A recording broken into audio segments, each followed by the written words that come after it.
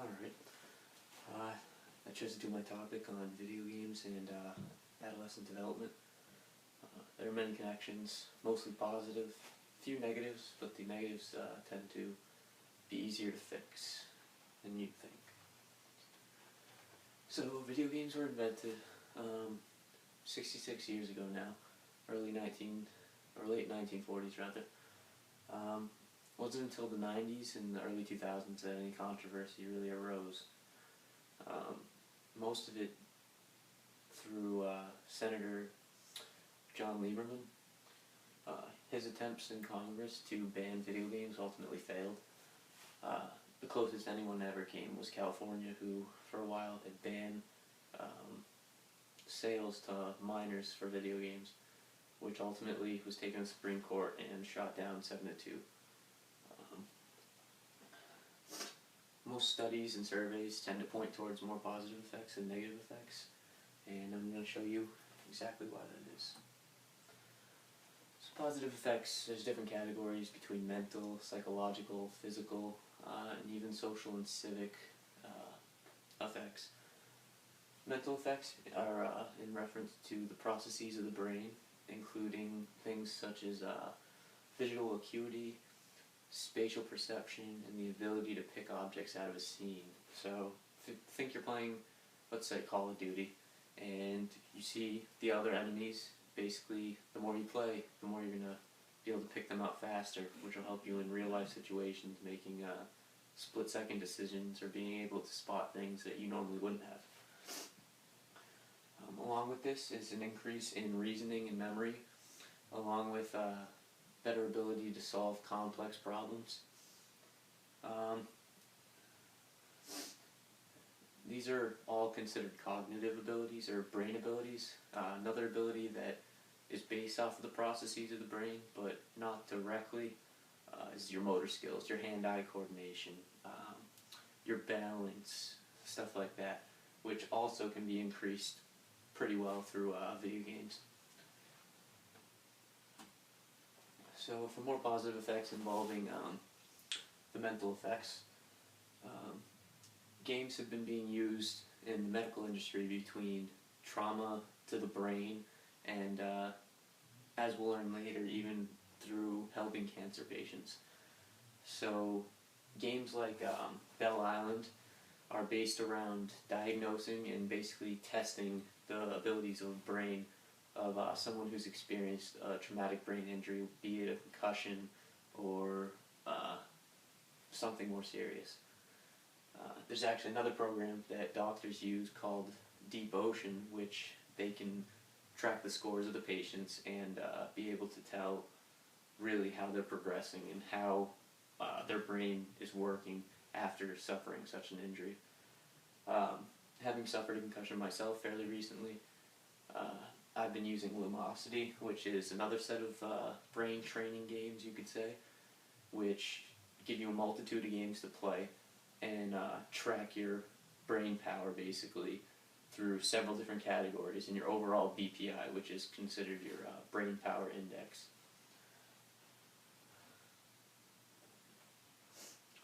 Psychological effects are based more around your emotions.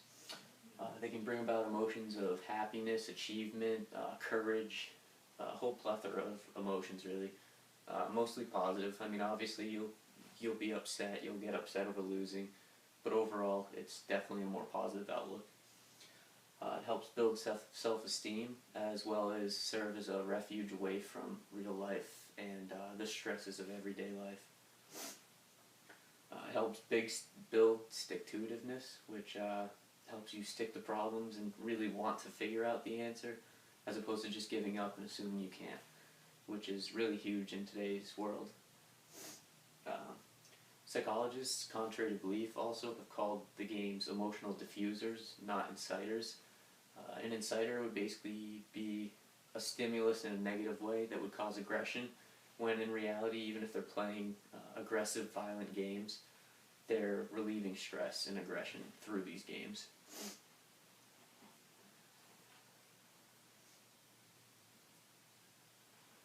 Now, inventions of consoles such as the Wii and its Wii Sports especially as well as the new Xbox One's Kinect, are more focuses on what we like to call exertainment. Basically a way to exercise, stay in shape while still playing video games and having fun. Now, these games have been proven to promote metabolic health, help prevent obesity, and really help prevent a number of diseases caused by laziness. They're known for also being a springboard to real sports, being able to work on skills that could apply directly to actual sports. It's recognized by over 100,000 fitness professionals as a training routine, as well as a general fitness routine.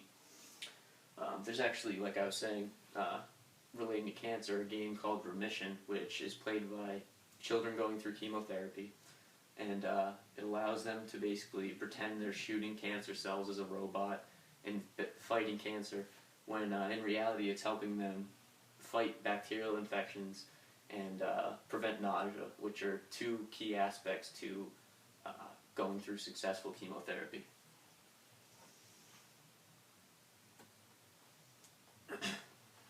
97% of teens play video games. 81% of adolescents play video games, basically age 18 to 29.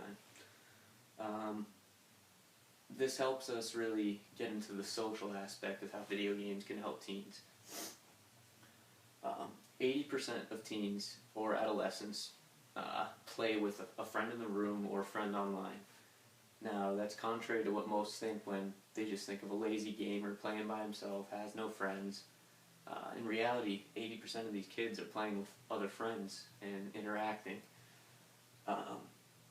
Also, to refute the antisocial sort of behaviors that are surrounded by video games, is the fact that 20% of young adults play every day, compared to 36% of people over 65 that play every day, which is quite unusual if you think about it, because you really wouldn't think that the elderly would be playing video games more often than adolescents, but in fact that is the case.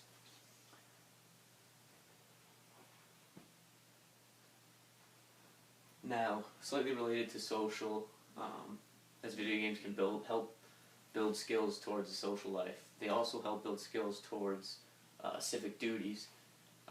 Now, basically, civic duties relates to one's citizenship, participation in the community, whether it be elections, volunteering, that sort of thing. But statistics from surveys that I've used previously has shown 10% are more likely to get involved in a protest, and 9% are more likely to stay current with recent news. These surveys also showed that teens are more likely to volunteer, to participate in elections, as well as raise awareness for things such as cancer, or to raise money for local charities. Now, this is something that you wouldn't really think would have a connection, when in reality the gamers are more interested in staying current and staying up to date and staying informed, which is an unusual correlation, but it's definitely a very real one. Now to the negative effects. Obviously the positive effects seem to outweigh the negative, but there is in fact negative effects regardless.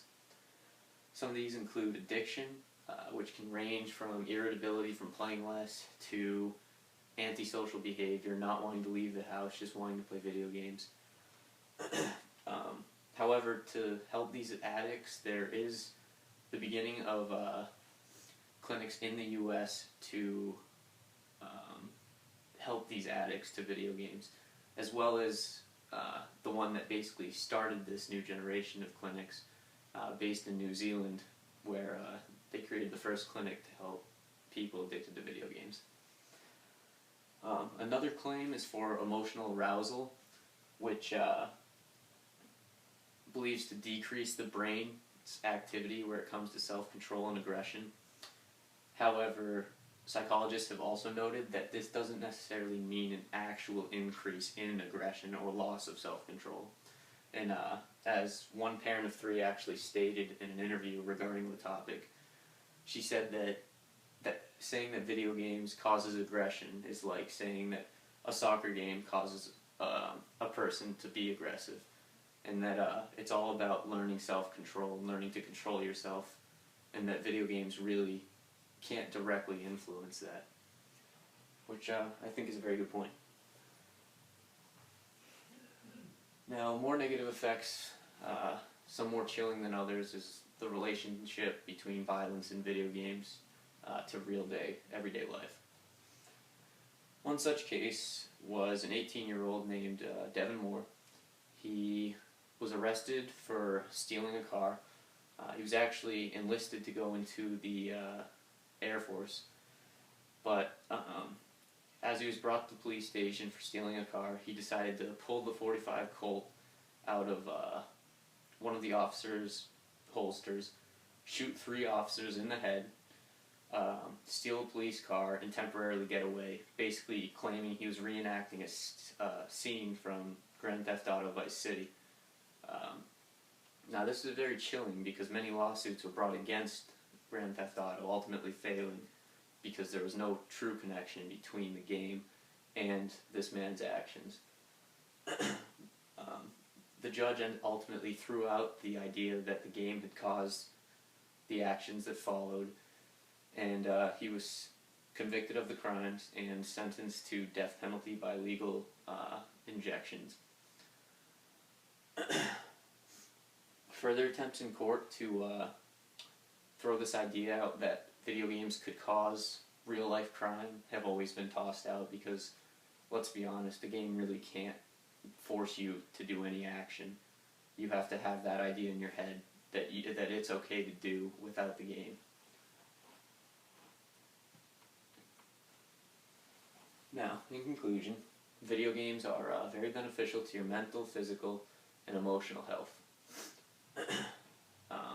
This is totally true for adolescents and teens, as it can help build up the many categories I covered, be it mental, psychological, all the way to social and civil. They can be used to help diagnose and treat patients from a range of things, be it brain trauma, all the way to cancer, which I think is really a huge development in the gaming industry. The positive effects, like I said, clearly outweigh the negatives. The biggest thing being that you take steps to play games in a healthy manner. Now, things like limiting your gaming hours, playing with friends, playing games that are strategy-based or puzzle-based, or even shooters, which, like I said, help you with your visual acuity and your other cognitive abilities, are really good for your mental health. Another thing is, if you feel you are addicted to video games, you really should just try to get help, whether you see a psychologist or you go to one of these clinics I talked about. They'll really be able to help you fairly easily, because although video game addiction is very real, it's also one of the easiest addictions to kind of stray away from compared to that of, let's say, hard drugs.